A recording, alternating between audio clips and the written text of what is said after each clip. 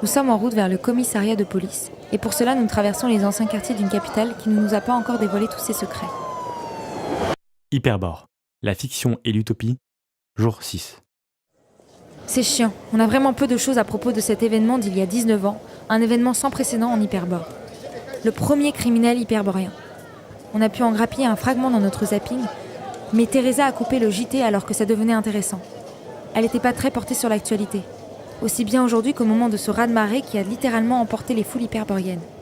On est tombé sur la seule personne que ça a laissée indifférente. C'est pour ça qu'aujourd'hui, on a décidé d'aller trouver des infos à la source, chez les flics hyperboriens. Mais pour ça, on va devoir pénétrer dans un quartier encore inconnu, le vieux quartier ouvrier. C'est le dernier à être encore en construction alors que le plan de réaménagement urbain a commencé il y a 60 ans, et que tout le reste de la ville a vu terminer ses travaux il y a plusieurs décennies. C'est étonnant qu'un quartier comme celui-ci soit encore en construction. A priori, rien de spécial, et pourtant, pas de Sagrada Familia ou de cimetière antique à exhumer, non rien de vraiment différent si ce n'est son emplacement en périphérie de la ville. Et pourtant, quand on y arrive, le travail bat son plein. Contrairement au centre-ville, qui semble plonger dans d'éternelles vacances, ici on travaille dur. Les grues grincent, les marteaux-piqueurs frappent, les bétonneuses bétonnent et les ouvriers œuvrent à la construction des mêmes habitations modulaires que dans le reste de la ville. Dans leurs espaces à gravité variable, ils ont peu de risques de tomber de leurs impressionnants échafaudages, et ils passent en sautant d'un mur à un autre, d'un sol à un plafond, sans montrer la moindre appréhension, comme ça, naturellement. Tu prends des photos ? Ouais, t'inquiète. Attends un peu. Tiens, regarde ce type-là. Tu le vois ? Et ouais, le mec est bien en train de démolir un mur du bâtiment en construction. Il y en a un autre, et là aussi. On constate qu'un peu partout, des ouvriers démolissent ce que leurs collègues sont en train de construire. On interpelle ce qui semble être le chef de chantier, à qui nous signalons le phénomène. Le type semble agacé par nos avertissements et nous répond qu'il ne voit pas de quoi on parle, et qu'il n'a pas le temps pour des blablas. Il est pas aimable ce gars. Bon, faut pas s'étonner qu'en 60 ans rien ne soit debout si dans les chantiers les ouvriers se transforment tous en pompiers pyromanes. On poursuit notre route et on finit par apercevoir le commissariat. C'est un grand bâtiment, un peu plus gris que les autres, sûrement à cause de la poussière dégagée par les chantiers tout autour. Il y a peu de terrasses ici, et les rues permettent à des voitures de circuler.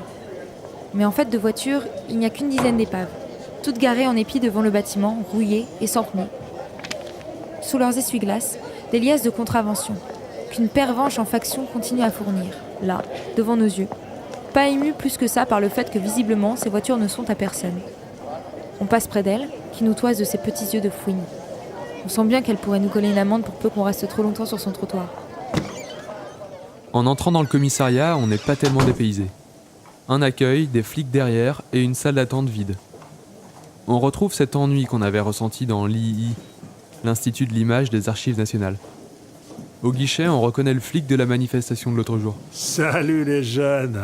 Après quelques salutations d'usage, on évoque les scènes de construction et de démolition simultanées qu'on a vues dans les chantiers et la drôle de contractuel à l'entrée. Rien de tout ça ne trouble notre ami fonctionnaire qui hausse ses épaules.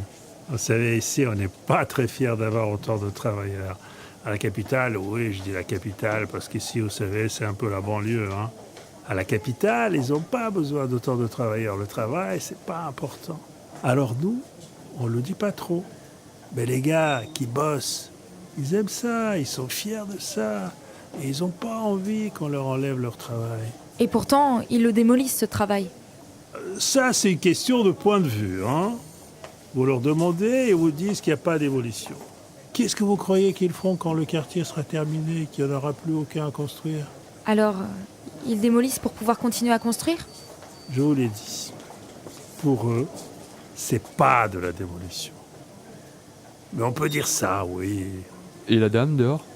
Chez nous, c'est plus difficile d'entretenir son travail. Alors certains préfèrent continuer à travailler. Comme ça, pour pas perdre la main, pour continuer à servir.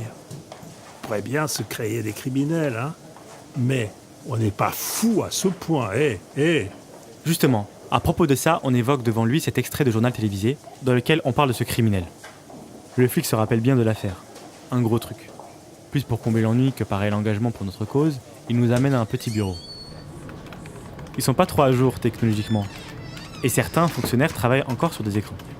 En Hyperbore, rappelons-le, tout se fait par haut-parleur. Il faut être assez en retard pour encore utiliser des moniteurs.